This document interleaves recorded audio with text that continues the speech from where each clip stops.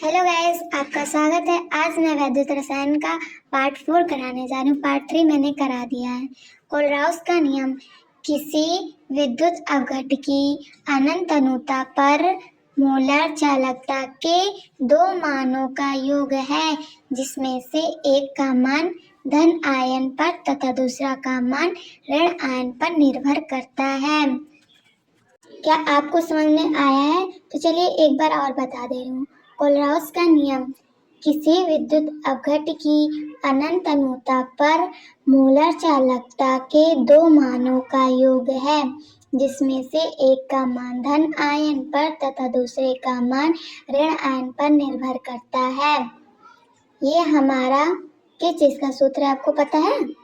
ये मोलर चालकता का सूत्र है। पाई एम इक्वल्स टू के गुणे 1000 बटे मोलरता, मतलब एम, स्मॉल एम। और ये है कोलराउस का सूत्र, ठीक है। Pi M infinity equals to lambda C infinity plus lambda A infinity, ठीक है। आप इसको याद कर लेना, मतलब ठीक है। कोलराउस नियम के अनुप्रयोग भी पूछा जाता है, तो आप इसको पढ़ लेना। दुर्बल विद्युत अपघट की अनंत अनुता पर मोलर चालकता प्राप्त करना।